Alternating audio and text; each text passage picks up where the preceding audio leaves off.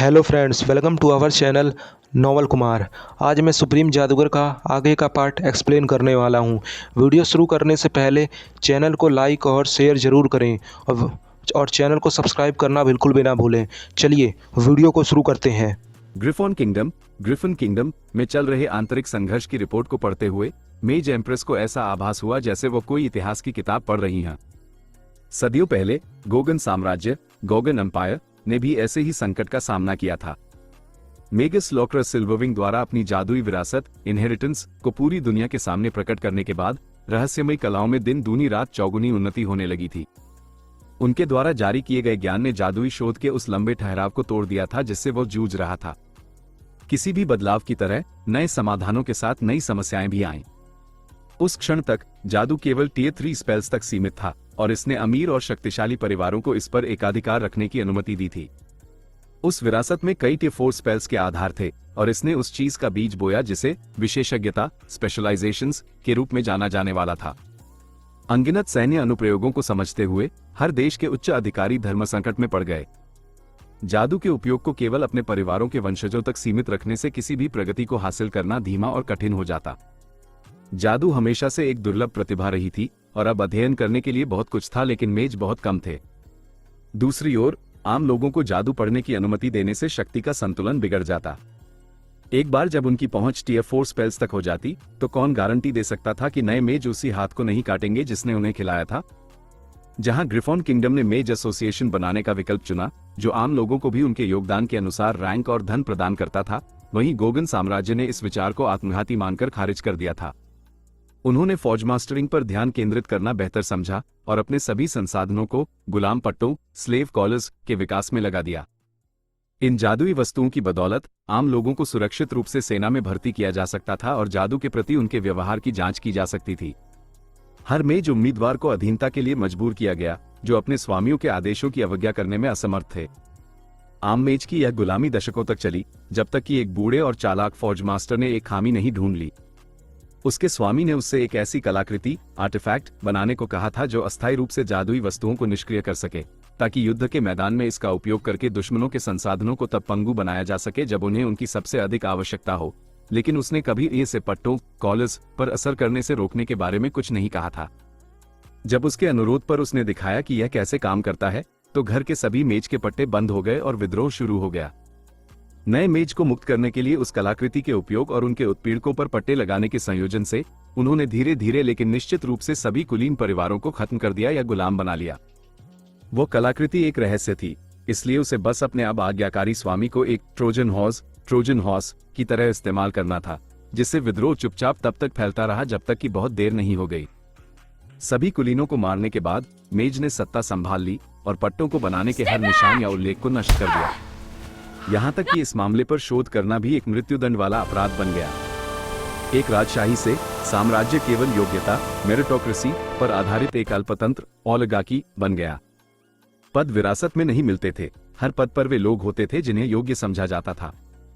अधिकांश मेज को आलीशान हवेलियों या अपनी सोने की आदमकद मूर्तियों में कोई दिलचस्पी नहीं थी। वे अपनी अधिकांश आय अपने परिवारों और शोध के लिए निवेश करते थे। पहले मेज एम्पर और उनके मैजिक काउंसिल द्वारा लागू किया गया पहला कानून जादू पढ़ने की स्वतंत्रता थी, चाहे सामाजिक स्थिति कुछ भी हो, और उन विषयों के मुख्य समूह में चो मैजिक को शामिल करना था जो बच्चों को पढ़ने पड़ते थे। ये प्रणाली आदर्श नहीं थी। एक अच्छा मेज एक अक्षम या क्रूर शासक हो सकता था और यह भी कि उसकी मृत्यु पर एक स्थानीय गवर्नर के प्रतिस्थापन में भी काफी समय लग सकता था, जिससे वो क्षेत्र भ्रष्टाचार या बाहर से होने वाले हमलों के लिए खुला रह जाता। इसके अलावा क्योंकि अधिकांश संसाधन लगातार नई प्रकार के जादू के शोध और विकास में लगाए जाते थे, उनकी मानवीय सेना को 3 पड़ोसी देशों में सबसे कमजोर माना जाता था। बावजूद इसके गोगन साम्राज्य अब जादुई शोध के क्षेत्र में सबसे उन्नत देश था। राजधानी एक तैरता हुआ किलेबंद शहर था जिसकी सफेद दीवारें दिन के उजाले में यात्रियों के लिए एक मार्गदर्शक मीनार की तरह चमकती थी। दीवार के ऊपर और नीचे गार्ड टावर बने हुए थे जिनके प्रत्येक शिखर पर विशाल जादुई क्रिस्टल मैजिक क्रिस्टल्स थे जो रहस्यमयी रून सर्कल्स को ऊर्जा दे रहे थे जो नग्न आंखों से दिखाई देते थे। प्रत्येक टावर परिस्थितियों के अनुसार हमला या बचाव करने में सक्षम था, जिससे वो शहर वास्तव में अजेय बन गया था। मूर्ख, मेज एम्प्रेस ने कहा। उन्होंने केवल अपरिहार्य को टाला है, अपने मेज को एक अलग तरह का पट्टा पहनाकर। चाहे वो कितना भी लंबा क्यों न हो, पट्टा हमेशा पट्टा ही होता है। हमारी सीमाओं पर सेनाओं को हमले के लिए तैयार रहने का आदेश दो। ये केवल समय की बात है कि कोई कुछ मूर्खतापूर्ण करे और चीजें बढ़ जाएं। हमें उनकी मूर्खता का लाभ उठाने में सबसे तेज होना चाहिए। अगली सुबह लत को डायमेंशनल मैजिक के दूसरे पार्ट में सफल होने की कोई वास्तविक आशा नहीं थी। लड़कियों को ट्रिपल कास्टिंग सिखाने के बाद उसने पूरी रात अभ्यास में बिताई थी, लेकिन बहुत कम प्रगति हुई थी। जब वे ट्रेनिंग हॉल पहुंचे तो प्रोफेसर रड पहले से ही वहां इंतजार कर रहे थे। कमरा 30 मीटर लंबा, 20 मीटर चौड़ा और पूरी तरह से खाली था। फर्श पर छोटे घेरे बनाए गए थे जो ये संकेत दे रहे थे कि छात्रों को खुद को कहां खड़ा करना है। जमीन और दीवारों पर दरारों का कोई निशान नहीं था। कमरा छोटे पत्थरों से जोड़ने के बजाय एक ही विशाल पत्थर से तराशा हुआ प्रतीत होता था। शुरू करो, उन्होंने पाठ की शुरुआत की घोषणा करने वाले अंतिम गोंग से पहले ही कहा। सामान्य तौर पर लित गंभीर होने से पहले कुछ समय तक अक्षमता का नाटक करता, लेकिन इस बार उसके पास नाटक करने का कोई कारण नहीं था। प्रोफेसर रड उनके बीच धीरे धीरे चले, उन लोगों का मानसिक नोट लेते हुए जो वास्तव में ट्रिपल कास्टिंग में सक्षम थे। छोटी पीली लो विस्प इसका सूचक थी। लित, लायम और केवल कुछ अन्य ही पहला कदम पूरा करने में सक्षम थे।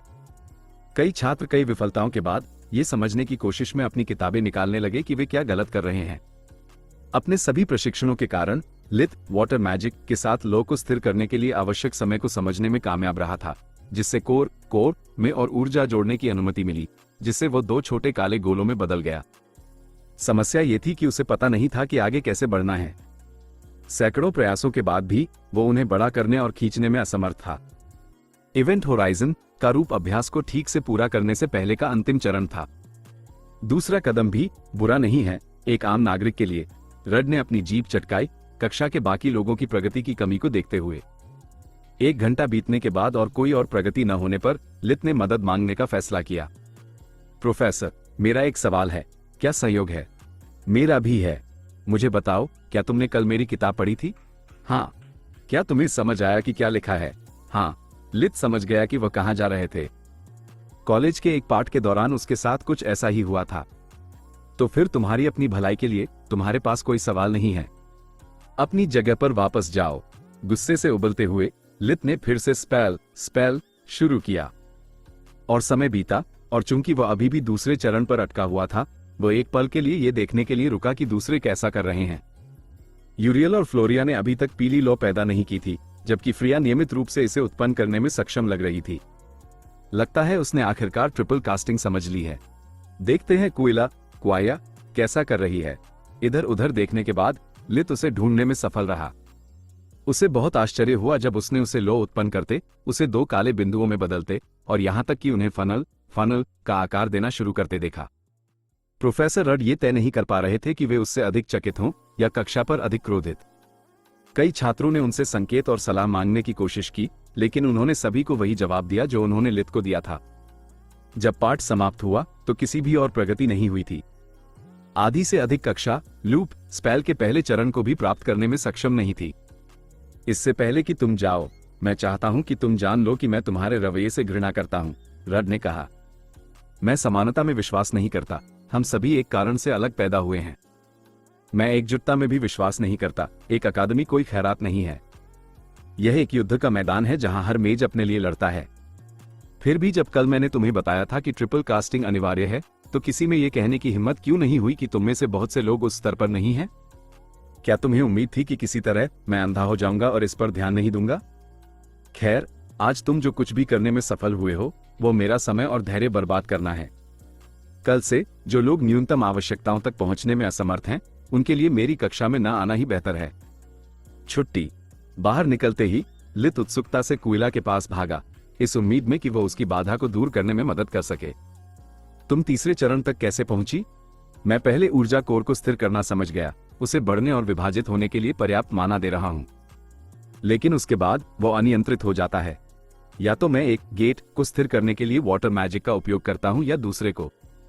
मैं दोनों नहीं कर सकता। या बेहतर कहें, मैंने कोशिश की, यहां तक कि एक साथ 2 वाटर मैजिक पल्स का उपयोग करने के लिए क्वाड्रा कास्टिंग का सहारा लिया, लेकिन कुछ भी काम नहीं आया। तुम्हें क्वाड्रा मैजिक की जरूरत नहीं है, यह वास्तव में बहुत सरल है, क्विला ने उत्तर दिया। दोनों गेट्स इतनी गहराई से जुड़े हुए हैं कि वे एक के रूप में कार्य करते हैं। तुम्हें उन्हें अलग अलग संस्थाओं के रूप में नहीं बल्कि एक संपूर्ण के रूप में मानना चाहिए। यह एक ऐसे व्यक्ति को ठीक करने जैसा है जिसका कंधा उखड़ा हुआ है और उंगलियां टूटी हुई हैं। अंतरिक्ष में 2 बिंदु लेकिन केवल एक हाथ। तुम्हें बस दोनों समस्याओं का ध्यान रखने के लिए पूरे क्षतिग्रस्त अंग में लाइट मैजिक का संचार करना होगा। बहुत आसान, इजी पीजी। लित ने निर्देशानुसार एक बार फिर लूप कास्ट किया। कुइला सही है। मैं वाटर माना को एक सिरे से दूसरे सिरे तक संचारित कर सकता हूं। Eureka eureka. फिर भी खींचने के बजाय दोनों काले बिंदु एक पॉपिंग आवाज के साथ बिखर गए। नहीं, यह आसान नहीं है, उसने एक आ के साथ उत्तर दिया। अपनी उत्कृष्ट प्रतिभा के कारण तीसरे पाठ में कुइला लूप करने में सक्षम थी। भले ही उसने दिन रात अभ्यास किया, लित को चौथे पाठ तक का समय लगा और उसने अभ्यास पूरा करने वाले 10वें व्यक्ति के रूप में अंत किया। पहले तो वो कुइला के साथ तालमेल न बिठा पाने की अपनी असमर्थता से निराश था। डायमेंशनल मैजिक पर उसके निजी पाठों और रात में घंटों की कड़ी मेहनत के बावजूद वो हमेशा 2 या 3 कदम पीछे रहता था। लेकिन फिर उसने महसूस किया कि 200 से अधिक छात्रों में 10वें स्थान पर होना इतना बुरा परिणाम नहीं था, खासकर जब उनमें से अधिकांश को अभी लंबा रास्ता तय करना था। यह भी कि उसकी मानव संवेदनशीलता धीरे धीरे लेकिन लगातार सुधर रही थी। यह एक अजीब अनुभव था, ऊर्जा के प्रवाह को अपनी आंखों के बजाय मन से महसूस करना। डायमेंशनल स्पेल्स में एक ही समय में गर्म और ठंडे स्थान प्रतीत होते थे। गेट को स्थिर करने का रहस्य केवल गर्म स्थानों पर वाटर मैजिक डालना था। इसका बहुत अधिक उपयोग करने या पहले से ही ठंडे स्थान को प्रभावित करने से स्थानिक विरूपण, स्पेशल डिस्टॉर्शन, ढह जाता था। जब सप्ताहांत, वीकेंड आया तो लित को अपनी हताशा निकालने की जरूरत थी, इसलिए उसने अपनी चिंताओं को भूलने और अतिरिक्त अंकों या पैसों के लिए कुछ सामग्री लाने के लिए जंगल की यात्रा का प्रस्ताव रखा। जब से उसे अकादमी में प्रवेश मिला था, लित ने काम करना बंद कर दिया था और यदि उसे अपने परिवार को राज्य से बाहर निकालने और खरोंच से अपना जीवन फिर से बनाने की आवश्यकता पड़ी तो उसके लिए बहुत सारे सोने की आवश्यकता होगी।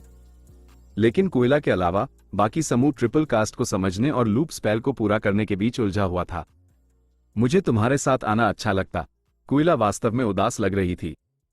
लेकिन मैं युद्ध में बेकार हूं और तुम खुद एक महान हीलर हो। मेरी रक्षा करने वाले किसी व्यक्ति के बिना मैं केवल एक बोझ बनूंगी।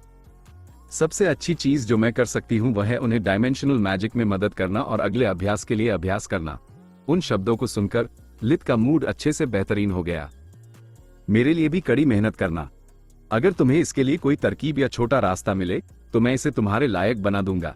उसके बाद उसे केवल भूतल और अकादमी के प्रवेश द्वार को जोड़ने वाले पोर्टल पर जाना था।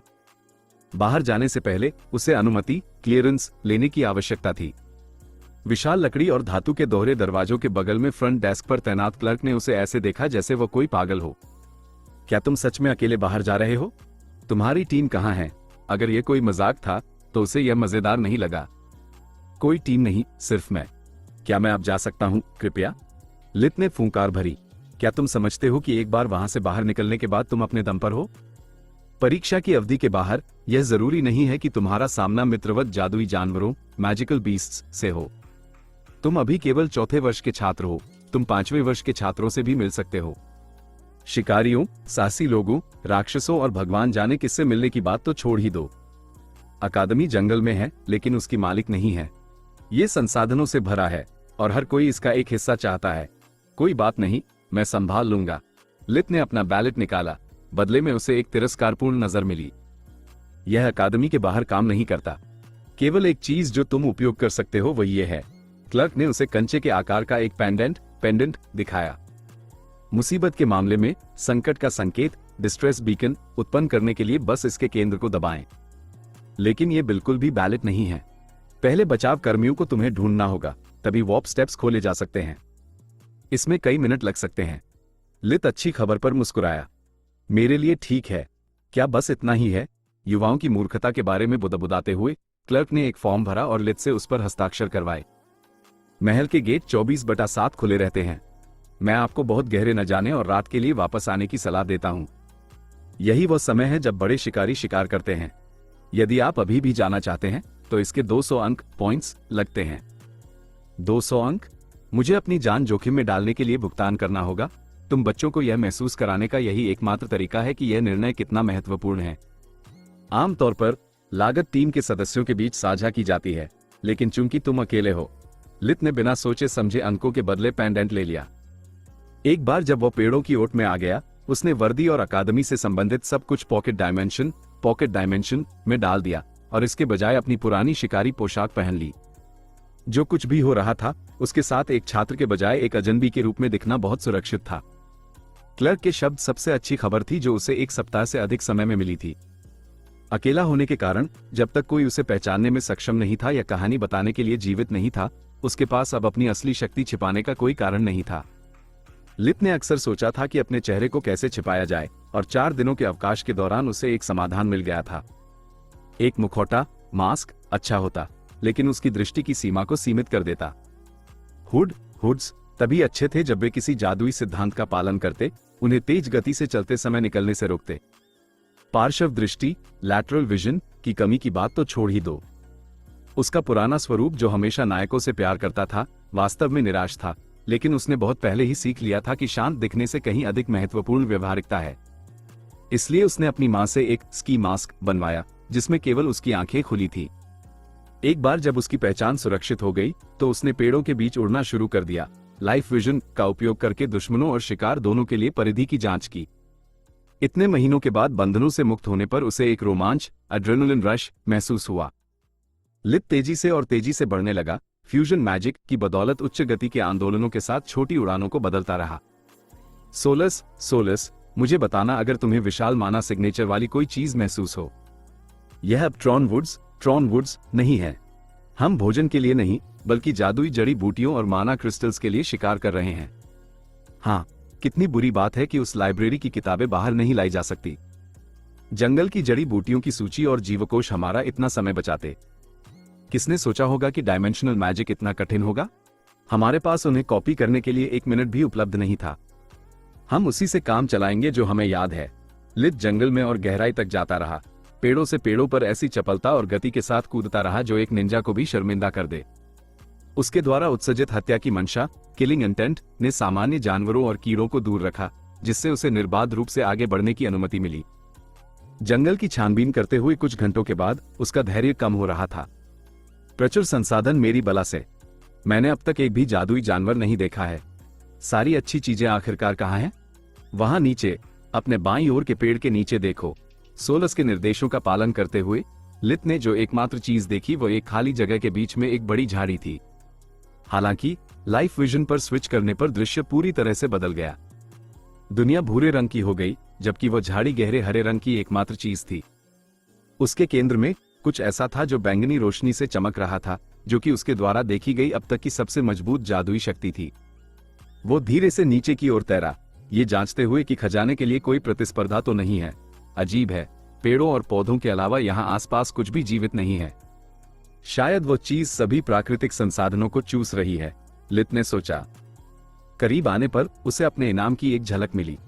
यह एक लाल कमल, रेड लोटस के फूल जैसा दिखता था, और यह घनी झाड़ी के ऊपर हवा में तैर रहा था, जिससे बसंत की बारिश के बाद फूलों की क्यारी जैसी मीठी सुगंध आ रही थी।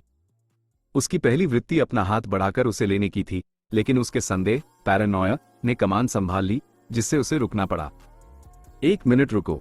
मैं समझता हूं कि मैं जंगल में काफी गहरा हूं, लेकिन ये चीज बहुत अलग दिखती है। पहले किसी ने इसे क्यों नहीं ढूंढा, और वो चीज हवा में कैसे तैरती है? इससे भी महत्वपूर्ण बात यह है कि आसपास कोई कीड़ा क्यों नहीं भिनभिन रहा है, और कब से पौधे लाइफ विजन के साथ रंगीन दिखने लगे हैं? क्योंकि उनकी जीवन शक्ति जड़ों से पत्तियों तक समान रूप से फैली हुई थी। आमतौर पर लाइफ विजन छोटे पौधों को लगभग निर्जीव के रूप में देखता था, जबकि बड़े पेड़ों में मुश्किल से लाल रंग का हल्का सा रंग होता था। जब उसने उस स्पेल को तैयार किया था, तो लित ने इंसानों और जानवरों के खिलाफ समान रूप से इसका उपयोग करने की योजना बनाई थी, जिससे यह उन चीजों के प्रति अधिक संवेदनशील हो गया था जिनमें सक्रिय संचार प्रणाली, सर्कुलेटरी सिस्टम थी। चाहे वो माना हो या रक्त, लाइफ विजन की संवेदनशीलता उन चीजों के प्रति थी जो जल्दी से चलती थी। वो झाड़ी नीले रंग की दिखाई देना कुछ ऐसा था जिसे वो कभी नहीं भूल पाया था। अपने हाथ की एक लहर के साथ कमल के आसपास की जगह आग की लपटों से घिर गई और एक अमानवीय चीख हवा में गूंज उठी। झाड़ी अचानक हिल गई, जिससे जमीन के नीचे छिपे अनगिनत हरे अंग प्रकट हुए, जिनका उपयोग वो अब आग की लपटों को बुझाने के लिए कर रही थी। उनमें से प्रत्येक चीज लित की बाहों जितनी मोटी थी, इतनी तेजी से हिल रही थी और फड़फड़ा रही थी कि वह समझ नहीं पा रहा था कि वे लताएं, वाइन्स थी या जाल, टेंटिकल्स। लाल कमल झाड़ी जैसी चीज के साथ झूला और हिला, ये प्रकट करते हुए कि वह एक छोटी टहनी के माध्यम से उससे जुड़ा हुआ था। उस चीज का कोई निश्चित आकार नहीं लगता था। ये लताओं का एक जीवित द्रव्यमान था जो अपने शिकार को पकड़ने की कोशिश में हवा में चाबुक मार रहा था। हरे अंग सांपों की तरह तेज चले। लित को बाहों, छाती और पैरों से पकड़ लिया, केवल ये पता लगाने के लिए कि वह पहले ही हट चुका था।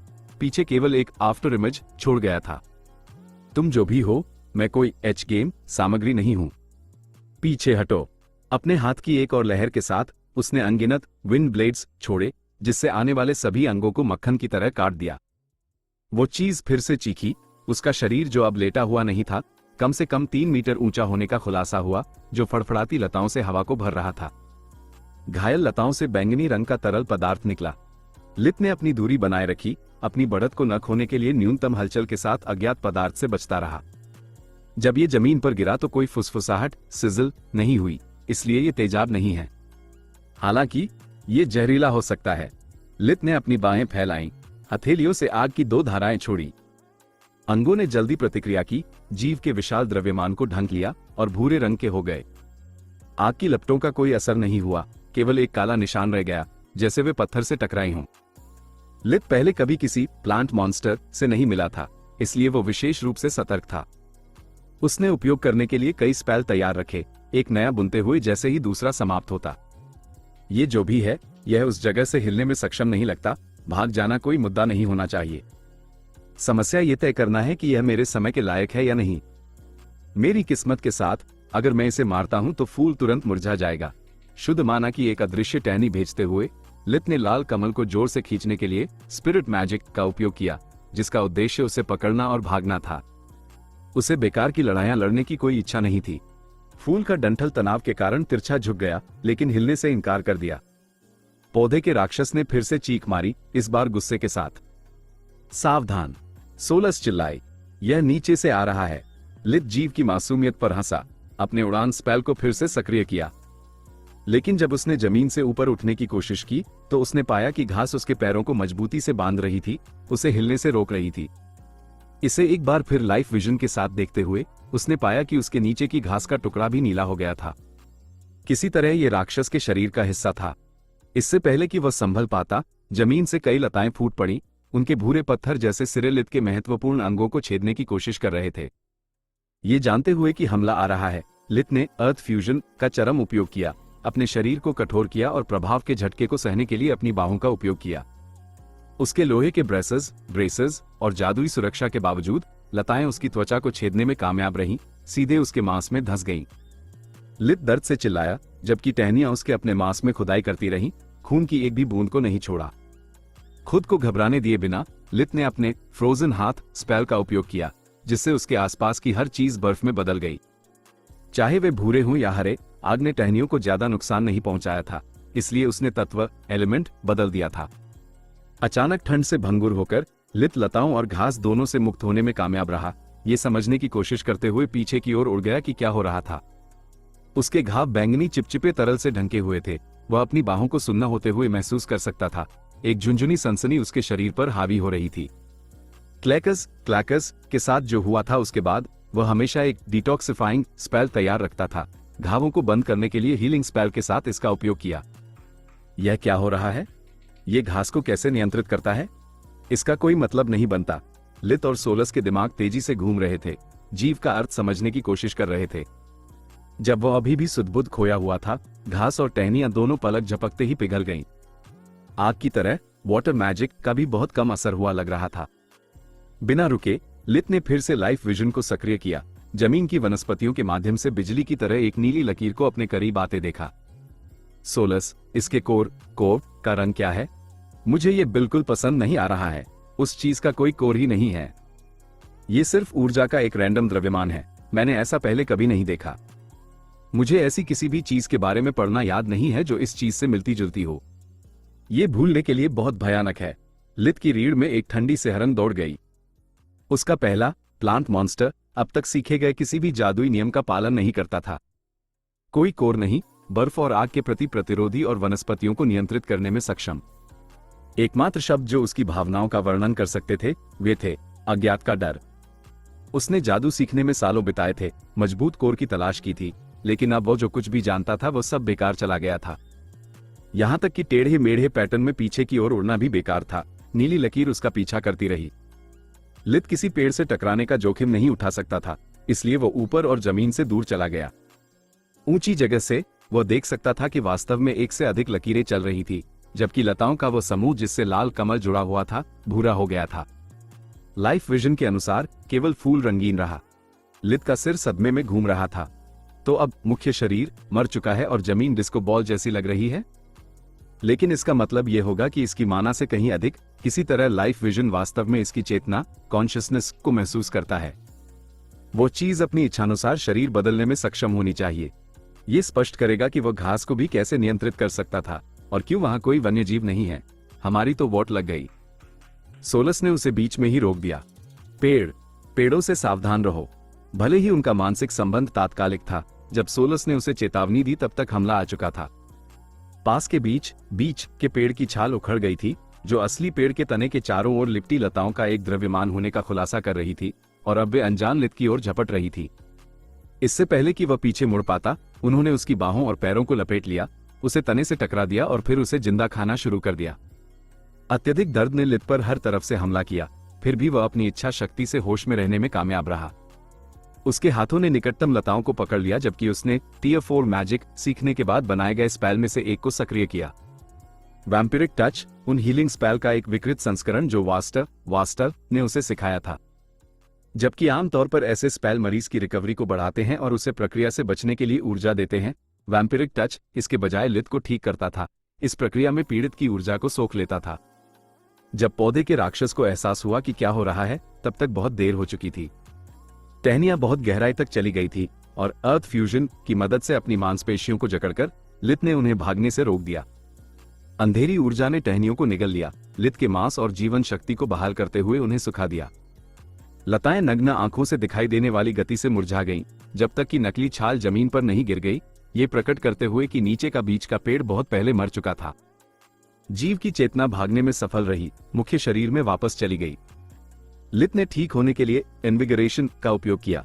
वैम्पिरिक टच इतने कम भोजन के आधार पर इतने सारे गहरे घावों को ठीक नहीं कर सकता था। उसके बाद उसने दूसरे पेड़ों पर कई प्लेग एरोज चलाए। जैसे ही वे टकराए, नकली छाल गिर गई। लित समझ गया कि जीव के मुख्य शरीर के आसपास का वह हरा भरा जंगल वास्तव में पौधों का कब्रिस्तान था। 2 और प्लेग एरोज जमीन पर लगे, यहां तक कि घास भी मरने से पहले तड़पी और चीखी। मुझे नहीं पता कि तुम क्या हो, लेकिन तुम जिंदा छोड़ने के लिए बहुत खतरनाक हो। सब कुछ तुम्हारे शरीर का हिस्सा बन गया है और मुझे ये जानने की कोई इच्छा नहीं है कि तुम्हारा नियंत्रण कहां तक जा सकता है। लाइफ विजन को हमेशा सक्रिय रखना उसके शरीर पर बहुत दबाव डालता था, लेकिन लित समझ गया था कि जीवित रहने का यही उसका एकमात्र मौका था। जमीन पर वापस जाने से पहले उसने अपने शरीर से एक डार्क ऑरा छोड़ी, वही जो उसने ट्रॉन वुड्स में विदर के खिलाफ इस्तेमाल की थी। अंधकार की ऊर्जा ने बिना किसी भेदभाव के उसके 10 मीटर के दायरे में आने वाली हर चीज पर हमला किया। घास मुरझा गई, जमीन के नीचे छिपी लताएं मर गईं, उसके आसपास केवल नंगी धरती रह गई। तभी लित ने अपना सबसे मजबूत डार्कनेस स्पेल डेथ जोन बुनना शुरू किया। एक काला गाढ़ा कोहरा उसके सामने प्रकट हुआ, जो एक छोटे तूफान के बादल जैसा दिखता था, केवल 20 मीटर लंबा और चौड़ा, लगभग 3 मीटर ऊंचा। इसे बुलाने के बाद लित को इसे जीव के मुख्य शरीर की ओर भेजने के लिए केवल एक विचार की आवश्यकता थी। सभी डार्कनेस स्पेल की तरह डेथ जोन धीरे धीरे बढ़ा, लेकिन इसकी विनाशकारी शक्ति बेजोड़ थी। यह एक ऐसे दुश्मन के खिलाफ सही हथियार था जो भाग नहीं सकता था। बादल ने अपने रास्ते में आने वाली हर चीज को नष्ट कर दिया, जबकि जीव की चीख गुस्से से डर में और डर से आतंक में बदल गई। उसने आने वाले हमले को रोकने के लिए लित पर हमला करने की कोशिश की, लेकिन लाइफ विजन और डार्क ऑरा के बीच उनमें से कोई भी पास तक नहीं आया। वो उनमें से प्रत्येक को स्लो मोशन में देख सकता था, न केवल अपनी बढ़ी हुई इंद्रियों के कारण, बल्कि इसलिए भी क्योंकि डार्क मैजिक अपनी सीमा में प्रवेश करने वाली हर चीज को कमजोर और भ्रष्ट कर देता था। जब डेथ जोन अपने लक्ष्य तक पहुंचा, तो जीव ने जीवन रक्षा के अंतिम हताश प्रयास में अपनी सारी बिखरी हुई चेतना को वापस बुला लिया। फिर भी लित और उसका स्पेल दोनों अथक थे। उसने जीव के सभी हमलों को विफल कर दिया और स्पेल ने उन्हें नजरअंदाज कर दिया। राक्षस जो भी द्रव्यमान बनाने में कामयाब होता, वह केवल अंधकार की ऊर्जा के लिए पोषण बन जाता। कृपया रुक जाओ, जीव बोला। लित अडिग रहा, अपनी सुरक्षा बनाए रखी और डेथ जोन को अपना काम करने दिया। मैं बिल्कुल तुम्हारे जैसा हूं। नहीं, तुम नहीं हो, तुम मरने वाले हो। मुख्य शरीर सिकुड़ रहा था। उस विशाल रूप को बनाए रखने के लिए आवश्यक ऊर्जा के बिना वो एक बहुत छोटे पौधे में वापस बदल रहा था। एक बेल आईवी लित, अब जबकि सारी ऊर्जा आखिरकार एक जगह है, मैं आखिरकार इसका कोर देख सकती हूं। यह काला है। लित ने उसके लिए विचार पूरा किया। यह एक और अबोमिनेशन है। मैं समझ गया था जब मैंने देखा कि कैसे हर जीवन रूप मृत था। यह खुद को स्थिर करने में कामयाब रहा लगता है। मैं बस जीना चाहता था। लित ने उसे जारी नहीं रहने दिया। मशीन गन की तरह प्लेग एरोज दाग दिए। 2 चीजें मैंने डरावनी फिल्मों से सीखी हैं। उसने सोलस को समझाया। पहला, किसी राक्षस की बैकस्टोरी की कभी परवाह मत करो, चाहे वो कितनी भी दर्दनाक क्यों ना हो। जैसे ही तुम उसकी तरफ पीठ फेरोगे, वो तुम्हें खाने से नहीं रोकेगी। दूसरा, जिस क्षण वह गिर जाए, उसे तब तक मारो जब तक कि वह वास्तव में सचमुच मर न जाए। एक अंतिम गरजती हुई विलाप के साथ पौधों वाला अबोमिनेशन मर गया। अचानक लित के आसपास की पूरी जगह बंजर जमीन में बदल गई। घास राख में बदल गई, नकली छाल सड़ गई और पीछे केवल सूखे पेड़ रह गए। 50 मीटर से अधिक के दायरे में सब कुछ वैसा ही था जहां उसने ट्रॉन वुड्स में विदर से लड़ाई की थी, केवल एक अपवाद को छोड़कर। लाल कमल जमीन पर पड़ा था, ऐसे चमक रहा था जैसे कुछ हुआ ही ना हो। क्या आपने वो देखा, मिस्टर नेगेटिव? आखिरकार फूल मुरझाया नहीं, सोलस ने खुशी खुशी टिप्पणी की। तुम सही हो, यह अभी भी हमारे चेहरे पर फट सकता है। ये लत ने उसके लहजे की नकल करते हुए उत्तर दिया। लाल कमल रेड लोटस को अपने नंगे हाथों से छूने के लिए बहुत अधिक आशंकित पैरानॉइड होने के कारण उसने स्पिरिट मैजिक से इसे ऊपर उठाया और फिर इसे पॉकेट डायमेंशन में रखने का असफल प्रयास किया। यह क्या बला है? लाइफ विजन के साथ करीब से इसकी जांच करते हुए लित देख सकता था कि एक विशाल माना प्रवाह के साथ लाल कमल में जीवन शक्ति का एक छोटा सा कण भी था। उसे या सोलस को अंदाजा नहीं था कि एक अबोमिनेशन के इतने लंबे संपर्क में रहने के बाद भी यह कैसे जीवित रह गया। ये बहुत अच्छा है। हम इसे छिपा नहीं सकते, केवल एक सामान्य थैली में इधर उधर ले जा सकते हैं।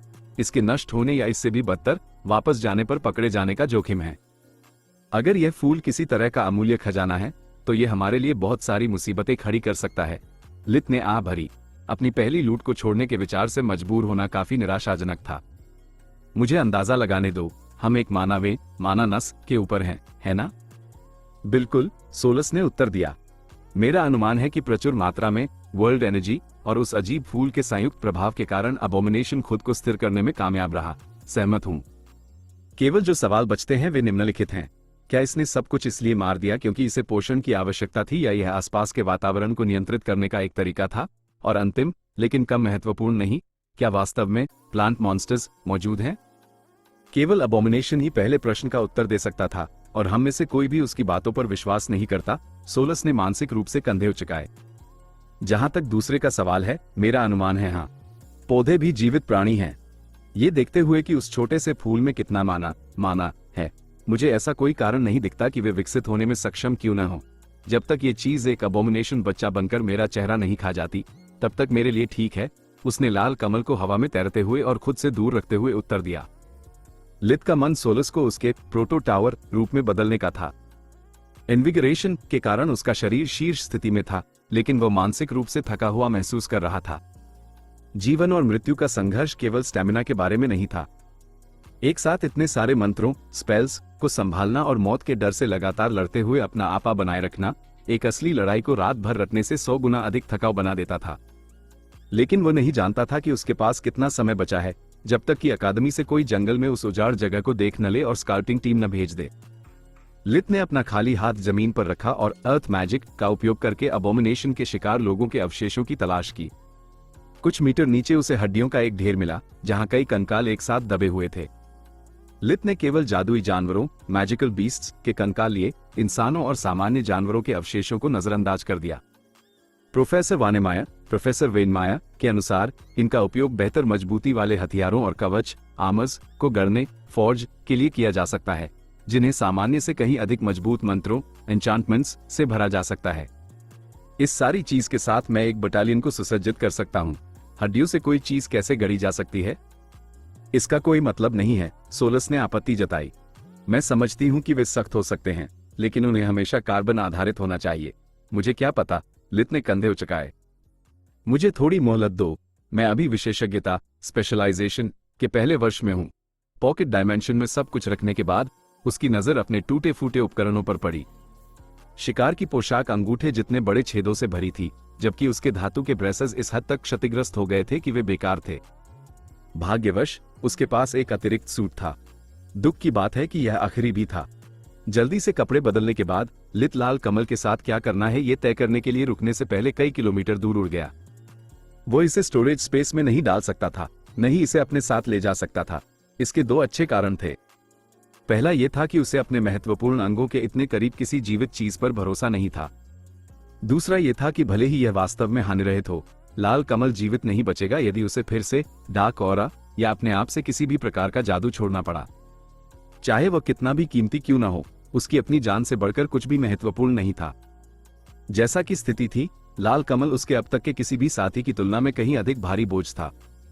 वह एकमात्र लैंडमार्क जिसे वह जानता था वह अकादमी थी, इसलिए उसने इसे प्रवेश द्वार के पास दफनाने का फैसला किया, इस उम्मीद में कि वापसी तक उसने इसे बिना किसी का ध्यान खींचे अंदर ले जाने का कोई तरीका सोच लिया होगा। फिर भी योजना में एक बड़ी खामी थी। उपजाऊ मिट्टी के पास फूल लगाना संभावित रूप से आपदा का नुस्खा था। क्या होगा अगर अबोमिनेशन अभी भी जीवित हो और जैसे ही उसे पर्याप्त पोषक तत्व मिले वो फिर से प्रकट रिस्पॉन होने के लिए तैयार हो जाए? लित ने अपने द्वारा खोदे गए छोटे छेद में लाल कमल को डालने से पहले उन सभी डार्कनेस स्पेल्स को बुना जिनका वह एक साथ उपयोग कर सकता था। इससे पहले कि लाल कमल जमीन को छू पाता, उसमें से जड़ें निकलने लगी जो नीचे की ओर धंस गईं, जबकि मिट्टी खुद ऊपर की ओर बढ़ी, जिससे लित को माइकल एंजेलो की एडम का निर्माण, क्रिएशन ऑफ एडम की याद आ गई। जैसे ही उन्होंने छुआ, जड़ें मोटी हो गईं और जल्दी से लताओं में बदल गईं जो कमल के चारों ओर लिपट गईं, जिससे एक मानव रूपी शरीर जैसा कुछ बनने लगा। लित ने मंत्रों को सक्रिय किया और पूरी जमीन के उस टुकड़े को बंजर बनाने के लिए पर्याप्त डार्क एनर्जी जुटाई, फिर भी उन्हें छोड़ा नहीं। अबोमिनेशन का कभी भी मानव जैसा शरीर नहीं था। साथ ही मरने के बजाय पास की वनस्पतियां फलने फूलने लगी। अनगिनत फूलों की कलियां एक साथ खिल उठी और पीली पत्तियां फिर से हरी हो गईं। लित ने मंत्रों को और मजबूत किया। उसे अपने आसपास की सुंदरता की कोई परवाह नहीं थी। जब वो चीज बढ़ना बंद हुई तो लित ने खुद को अब तक की सबसे खूबसूरत महिला को देखते हुए पाया। उसकी बड़ी लाल आंखें सुबह की रोशनी में कुशलता से तराशे गए माणिक रूबीज की तरह चमक रही थी। उसके चेहरे की कोमल विशेषताओं से लेकर उसके भरे हुए होठों तक सब कुछ परिपूर्ण था। उसके पास घने बिखरे हुए बाल थे जो पतझड़ के दौरान मेपल के पत्तों की तरह लाल थे, जिससे उसे एक जंगली और बैलगाम आकर्षण मिल रहा था। इसके अलावा ये तथ्य कि वो पूरी तरह से निर्वस्त्र थी, उसके कोमल घुमावों के बारे में कल्पना के लिए कुछ भी नहीं छोड़ रही थी। एकमात्र चीज जिसने उसके गैर मानवीय स्वभाव को उजागर किया वो थी उसकी हल्की हरी त्वचा। बस मुझे एक अच्छा कारण दो। लित की मुठियां अब उस डार्क एनर्जी की भारी मात्रा के कारण काली हो गई थी जिसे वे मुश्किल से थामे हुए थी। उसके चारों ओर की हवा घातक जादू से इतनी भरी हुई थी कि वह जीव अपनी दुर्बल अवस्था में मुश्किल से सांस ले पा रहा था। मैं एक ड्रायड हूं, उसने ऐसे कहा जैसे इससे सब कुछ स्पष्ट हो गया हो। उसकी आवाज पहाड़ी झरने जैसी साफ थी। मुझे परवाह नहीं है। लित ने डार्क एनर्जी को आगे बढ़ाया। उसे बाहर निकलने का कोई रास्ता नहीं दिया। मैं इस जंगल के रक्षकों में से एक हूं। जिस राक्षस को तुमने मारा, उसने अपने अस्तित्व को बनाए रखने के लिए मेरी शक्तियों को चुराया और भ्रष्ट किया। वह डरने लगी थी। यह वह सामान्य प्रतिक्रिया नहीं थी जो वह आमतौर पर मानव पुरुषों में पैदा करती थी। अभी भी कोई कारण नहीं है। मैं तुम्हें पुरस्कार दे सकती हूं। उसने अपना आखिरी पत्ता खेलते हुए अपने निचले होंठ को काटा। और ठीक किस जेब में तुम अपने इस बर्थडे सूट नग्न अवस्था में कोई कीमती चीज रखोगी? उस काली शक्ति को उसे मिटाने के लिए बस एक आखिरी धक्के की जरूरत थी। महान मां, ग्रेट मदर के नाम पर किस तरह का आदमी उस कन्या के साथ ऐसा व्यवहार करता है जिसे उसने अभी अभी बचाया है? उसका रक्षक खुश होना तो दूर, उसके आकर्षण से पूरी तरह मुक्त लग रहा था। दुर्भाग्य से ड्रॉइड के लिए लित का कोर नालियर के प्रति उसके आकर्षण से भी आगे निकलने के लिए पर्याप्त स्थिर हो गया था। उस क्षण में उसका दिल बर्फ जैसा ठंडा था। वह आदमी जो अपने अंगों से नहीं बल्कि दिमाग से सोचता है और किसी ऐसे व्यक्ति पर भरोसा नहीं करता जिससे वह अभी अभी मिला हो, सिर्फ इसलिए क्योंकि उसका चेहरा सुंदर है। अब मुझे एक अच्छा कारण दो। मैं तीसरी बार नहीं पूछूंगा क्योंकि हम तुम्हारी मदद कर सकते हैं। एक तीसरी आवाज आई।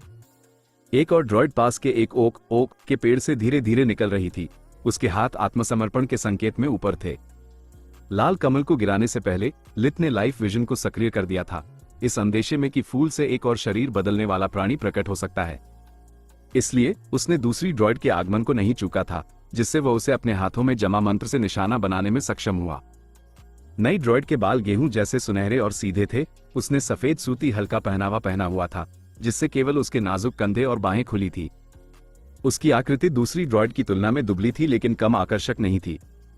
अगर मुझे कुछ भी हुआ तो ये लाल बालों वाली खत्म हो जाएगी। लित की इच्छाशक्ति ही डार्क एनर्जी की उस बौछार को रोकने वाली एकमात्र चीज थी, जैसे कि कोई डेड मैन स्विच। सुनहरे बालों वाली ड्रॉइड ने पेड़ से कई प्राकृतिक खजाने निकाले। कुछ लित ने किताबों में देखे थे, अन्य पूरी तरह से नए थे। लेकिन उनमें से हर एक, चाहे वह फल हो, फूल हो या जड़, जादुई ऊर्जा से लबालब था। ये देखते हुए कि लित अभी भी नहीं हिल रहा था, सुनहरी ड्रॉइड ने अपना बायां हाथ अपनी छाती पर रखा। एक छोटा पीला कमल बाहर आया और लाइफ विजन के माध्यम से लित देख सकता था कि उसने अभी अभी अपनी जादुई शक्ति का एक बड़ा हिस्सा खो दिया था। यह मेरे हृदय का हिस्सा है, उसने इसे उसे सौंप दिया। जब तक ये तुम्हारे पास है, मेरा जीवन तुम्हारे हाथों में है, ये सच है, सोलस ने पुष्टि की। उनके बीच एक स्पष्ट संबंध है। यह ऐसा है जैसे उसने तुम्हें अपना माना कोर सौंप दिया हो। लित ने पीले कमल को स्पिरिट मैजिक से पकड़ लिया और अपनी इच्छा शक्ति इसके माध्यम से भेजी। उसके मूक आदेश का पालन करते हुए सुनहरी ड्रॉइड घुटनों के बल बैठ गई। उसे जो एहसास हुआ वो संतोषजनक और घृणित एक ही समय में था। दूसरे सचेत प्राणी पर उस स्तर का नियंत्रण रखना स्पष्ट रूप से गलत था। तुम मेरी मदद कैसे कर सकते हो? उसने उसके शब्दों में केवल सच्चाई महसूस की। हम तुम्हारी आत्मा को ठीक मेंड करने का रास्ता ढूंढ सकते हैं। मेरी आत्मा? तुम इसके बारे में क्या जानती हो? लित इस प्रस्ताव से चौंक गया। वो कभी भी आध्यात्मिक व्यक्ति नहीं रहा था, लेकिन 2 बार पुनर्जन्म लेने और स्कॉपिको के साथ अपनी मुलाकात के बाद इसके बारे में संदेह न करना मूर्खता होती। रक्षक, गार्डियंस, राक्षसों या जादुई जानवरों से अलग होते हैं। हम शक्ति के लिए विकसित नहीं होते, हम ग्रेट मदर के साथ अधिक जुड़ाव प्राप्त करते हैं। उसने अपने परिवेश की ओर इशारा किया। हम ड्रॉइड विशेष रूप से आध्यात्मिक स्तर पर जीवन के सभी रूपों से गहराई से जुड़े हुए हैं। मैं एक नजर में बता सकती हूं कि तुम्हारी आत्मा क्षतिग्रस्त है। मेरे पास ये जानने का कोई तरीका नहीं है कि यह कैसे हुआ या इसने तुम्हारे जीवन को कैसे बदल दिया। मुझे लगता है कि मुझे इसके बारे में स्पष्ट अंदाजा है, लित ने सोचा। लेकिन शायद, बस शायद, मैं तुम्हें एक समाधान दे सकती हूं, या कम से कम तुम्हें सही दिशा दिखा सकती हूं। ठीक कैसे? क्या तुम्हें कभी डेजावू, पहले कभी देखा हुआ महसूस होना हुआ है? या सही समय पर सही जगह पर होने का एहसास? ऐसा तब होता है जब तुम्हारी आत्मा तुम्हें तुम्हारे जीवन के एक महत्वपूर्ण चौराहे पर ले जाने में कामयाब होती है। हम तुम्हें दिखा सकते हैं कि कहां और कब एक महत्वपूर्ण घटना घटेगी, लेकिन इस मंत्र के लिए कम से कम 2 ड्रॉइड्स की आवश्यकता होती है। कम से कम? इस जंगल में तुम में से कितने रहते हैं? लित की शंका जाग गई, इसलिए उसने छिपे हुए दुश्मनों के लिए अपने परिवेश की तलाशी शुरू कर दी, पर कोई नहीं मिला। सिर्फ हम दोनों, उसने आह भरी। मैं अपना क्षेत्र कभी नहीं छोड़ती अगर मेरी बहन प्राणघातक संकट में न होती। नहीं, मैं अपना दिल तुम्हें सौंपती अगर मेरे पास कोई और विकल्प होता, बहन। उस शब्द ने लित के दिल में करुणा का एक संकेत जगा दिया। उसने अपने परिवार की रक्षा के लिए एक बड़ा जोखिम उठाया था, कुछ ऐसा जिसका वो गहरा सम्मान करता था। बावजूद इसके कि वह उसकी अनुमति के बिना हिल भी नहीं सकती थी, उसकी आंखें गर्व और चुनौती से भरी थी। अपने विकल्पों पर विचार करने के बाद लित ने सभी डार्क एनर्जी को बिखेर दिया। उसके पास पहले से ही एक और बंधक था, अगर वह लाल बालों वाली कुछ अजीब करने की कोशिश करती। साथ ही शुरुआत से ही उसे उनका कोई उपयोग नहीं था। यदि चमकते फूल की तस्करी करना कठिन था, तो वह हर जगह अपने पीछे आने वाली 2 ड्रॉइड्स के बारे में क्या समझाता? प्राकृतिक खजाने उसकी सभी परेशानियों की भरपाई के लिए पर्याप्त थे। डार्क एनर्जी द्वारा उसकी शक्तियों को सोखे बिना लाल ड्रॉइड अपने हाथ की एक लहर के साथ खुद को तैयार करने में कामयाब रही और उसने एक साटन लाल व सुनहरी पोशाक धारण की जो उसकी आंखों के साथ मेल खा रही थी। जितनी देर वह जमीन के संपर्क में रही, वह उतनी ही मजबूत होती गई। लित ने ड्रॉइड्स को अपनी नजर से ओझल होने दिए बिना प्राकृतिक खजाने को सहेज लिया। जब से दूसरी ड्रॉइड प्रकट हुई थी, लित को अपने दिल के अंदर एक झुंझुनी सी कष्टप्रद अनुभूति महसूस हो रही थी, जो अपराध बोध, गिल्ट जैसा था। उसने हमेशा बिना किसी भेदभाव या पछतावे के हत्या करते हुए निर्दयी व्यवहार किया था, लेकिन उसे गुप्त रूप से इस बात पर गर्व था कि उसने बिना किसी कारण के कभी किसी को नुकसान नहीं पहुंचाया था। लित जानता था कि जिस क्षण उसने सिर्फ इसलिए मारना शुरू कर दिया क्योंकि वह कर सकता था, वह अपनी मानवता का आखिरी टुकड़ा खो देगा। अपने सबसे बुरे की उम्मीद में जीने के तरीके का पालन करते हुए इस बार उसने लगभग एक निर्दोष को मार डाला था और दूसरे को गुलामी के लिए मजबूर कर दिया था। उसके लिए भी यह एक नया पतन था। हैरान महसूस करते हुए उसने अपने नैतिक दिशा सूचक मॉरल कंपस से सलाह मांगी। क्या तुम्हें लगता है कि इस बार मैं हद से आगे बढ़ गया? मुझे देखने दो, सोलस ने विचार किया। तुम लगभग एक राक्षस द्वारा मारे गए थे और जब दूसरा दिखाई दिया तो तुमने सावधानी बरती।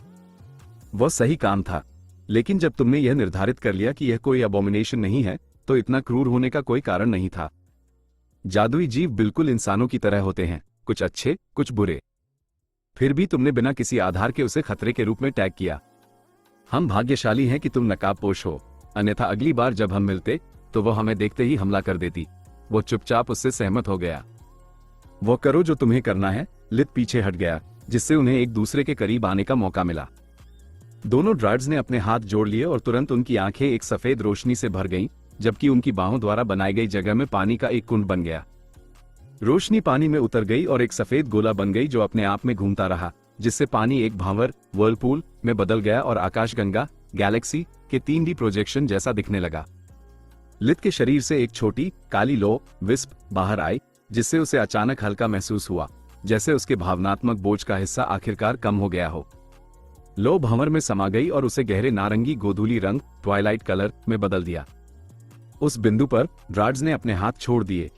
वो गोला कुछ देर तक घूमता रहा और फिर लित की ओर बढ़कर उसके शरीर में विलीन हो गया, जिससे वह अपने तीनों जीवन फिर से जीने के लिए मजबूर हो गया।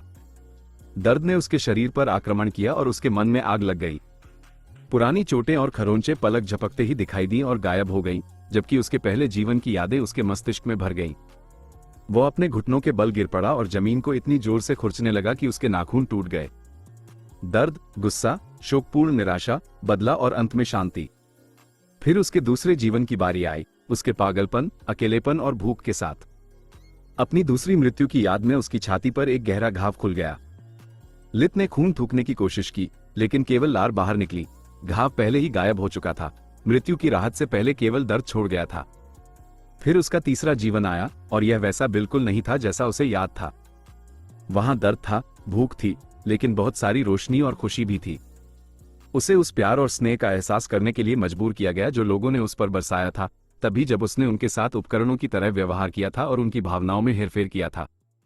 अपने पिता से शुरू करते हुए, फिर सेशिला, सलिया, नाना, लाक और अंत में अकादमी में उसके दोस्त।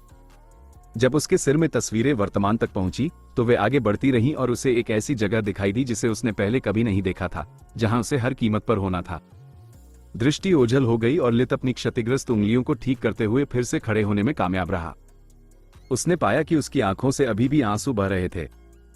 वो सालों से नहीं रोया था और यह एहसास खट्टा मीठा था। वे ज्यादातर दर्द के आंसू थे, लेकिन अंत में वे उसके तीसरे जीवन की खुशी में बदल गए थे। जब उसने ड्राड्स को खुद से कुछ मीटर की दूरी पर खड़े देखा, तो लित को आखिरकार याद आया कि वह कहां था।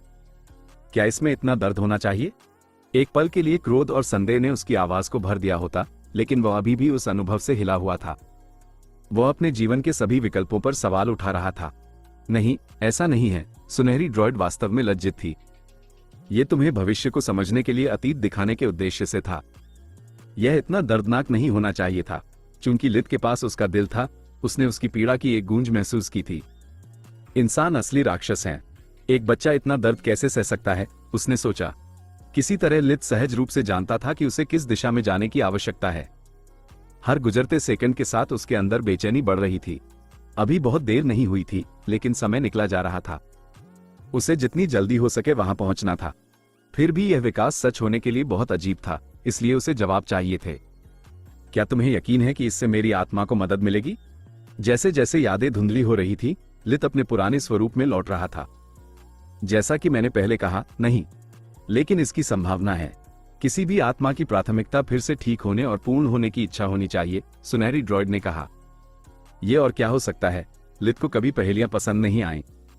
इसका मतलब आपके जीवन के प्यार से मिलना हो सकता है, या वह व्यक्ति जो आपका सबसे अच्छा दोस्त बनेगा। उसने कंधे उचकाए।